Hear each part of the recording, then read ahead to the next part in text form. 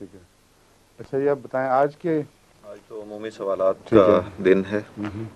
آئندہ سے یہ دن تبدیل کرنا ہے نا, جمعے کو کرنا ہے انشاءاللہ. جمعے کو کرنا ہے, پہلے بھی جمعے کو ہوا. آئندہ سے یہ جو عمومی سوالات کا وقت ہے یہ تبدیل کر کے جمعے کے دن کر دیا جائے گا, اور خواتین اور دوسرے جو ہیں ہاں قرآن کریم کی کلاس خواتین کی تو الگ ہوگی نا, وہ کب ہوگی جو بچیوں کی؟ وہ تو اس کے لیے ہے ہفتہ اور اتوار, ان میں سے ایک دن ہے. ہاں ہفتہ اور اتوار میں سے ایک دن, جس طرح چھوٹے بچوں کی کلاس ہوتی ہے اس طرح آئندہ اس میں تو چھوٹے بچوں کی ہوگی.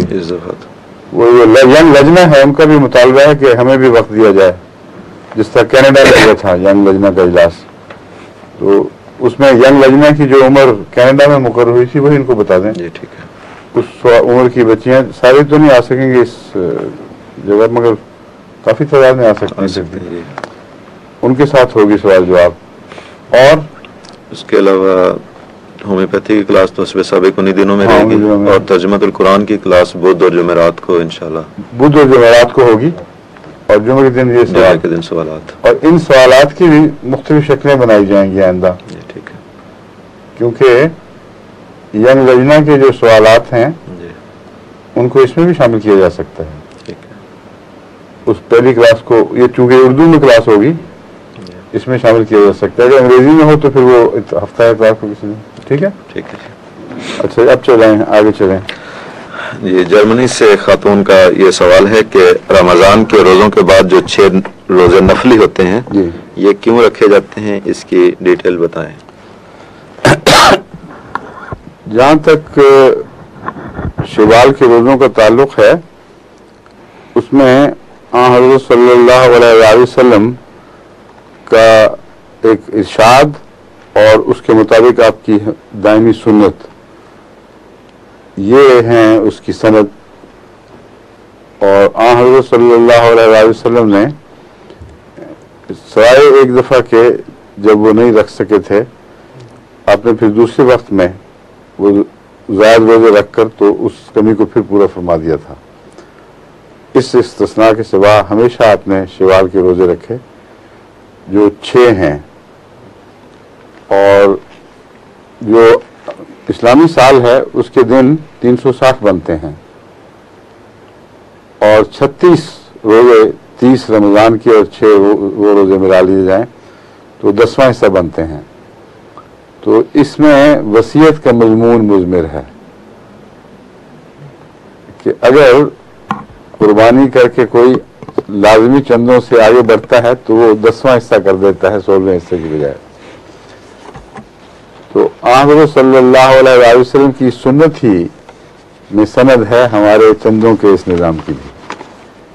آپ نے فرمایا 30 تو فرض ہیں, مگر اگر کوئی زائد کر دے تو 10ویں حصے تک اس کی قربانی شمار ہو جائے گی.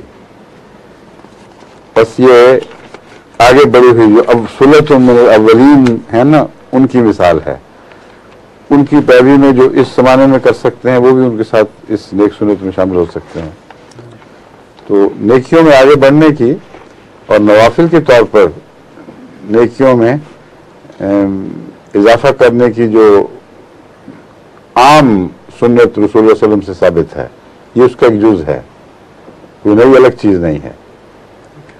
حضور صلی اللہ علیہ وسلم سنتوں میں ہمیشہ نوافل کو جمع کیا کرتے تھے اور نوافل کو پھر بڑھاتے چلے جاتے تھے.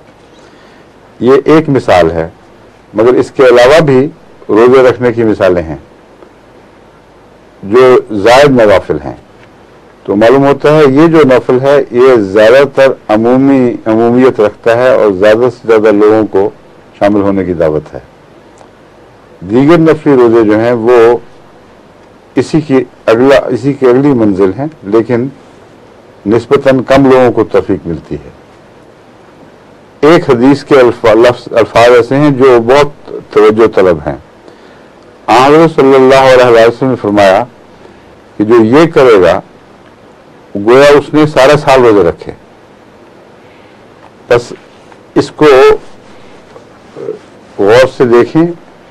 اصل بات یہ ہے کہ جب 10واں حصہ ادا ہو جاتا ہے تو آگے پھر اللہ کا فضل شروع ہو جاتا ہے, اور اللہ کے فضل کی وہ خاص مثال جو قربانیوں میں آگے بڑھنے والوں کے لیے استعمال ہو سکتی ہے، وہ یہ مثال ہے کہ جو لوگ بعض قربانیوں میں اگلا قدم اٹھاتے ہیں، اللہ تعالیٰ ان کے لیے ان کو 10 گنا زیادہ ثواب عطا فرما دیتا ہے.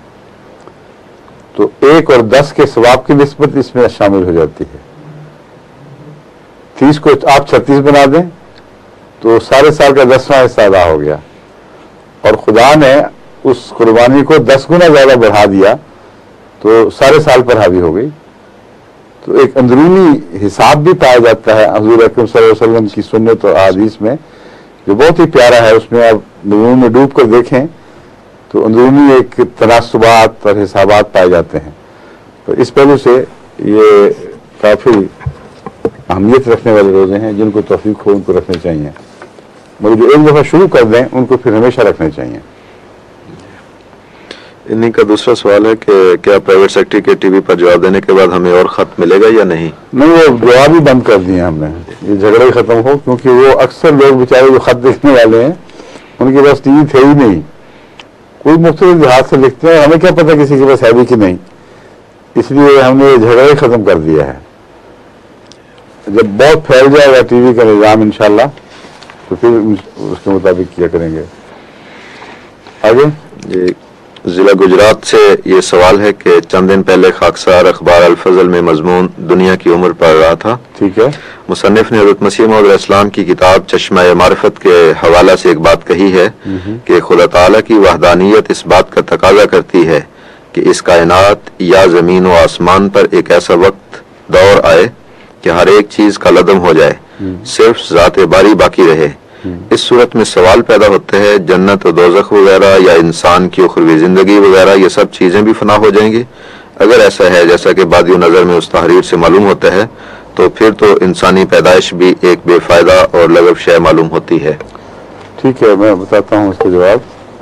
پہلے بات تو یہ ہے کہ بادی نظر لفظ میں آپ کے سوال کا جواب آ گیا ہے. بادی نظر کہتے ہیں بیرونی نظر اور سرسری نظر سے کسی چیز کو دیکھا جائے. تو آپ نے بھی معلوم ہوتا ہے بہت بیرونی اور سرسری نظر سے اس بات پر غور فرمایا ہے، ورنہ یہ سوال ہی پیدا نہ ہوتا. زمین و آسمان کی صف لپیٹنے کا مضمون قرآن کریم میں ملتا ہے، اور بارہا میں نے مختلف سوال جواب کی مجالس میں بیان کیا، وہ آیات پیش کی ہیں جس سے پتہ چلتا ہے یوم نطوی السماء کطی السجل للکتب، مثلا یہ ایک آیت تھی. ایک ایسا وقت آئے گا جب کہ ہم آسمانوں کو جس میں زمین بھی شامل ہے اس طرح لپیٹ دیں گے جس طرح پرانے زمانے میں کوئی کاتب اپنے لکھے ہوئے کو رول کر کے لپیٹ دیا کرتا تھا. ہاتھ کے گرد لپیٹ دیتے ہیں. اس زمانے میں لمبے لمبے اوراق ہوتے تھے جن کو رول کر دیا کرتے تھے. تو قطعی سجل للکتب وہ نقشہ بلیک ہول پر صادق آتا ہے. اس پر میں نے ایک تفصیلی بحث اٹھائی ہے سائنٹیفک حوالوں کے ساتھ اور قرآنی آیات کو دیگر حوالوں کے ساتھ. وہ کتاب پر تک شائع ہوگی ہماری انشاءاللہ. اس کا ایک چیپٹر ریوائز ہونے والا ہے، آخری چیپٹر رہ گیا ہے. وہ میرا خیال ہے وقت ملے تو انشاءاللہ آئندہ 10-15 دن کے اندر میں کوشش کروں گا، میری یاد کراتے رہیں تو عنقریب وہ چھپ جائے گی. وہ ایک لیکچر تھا سوئٹزرلینڈ میں زورخ میں جو 4 عنوانات پر مشتمل تھا. انہوں نے مل کر ایک عنوان بنایا تھا، عقل، منطق،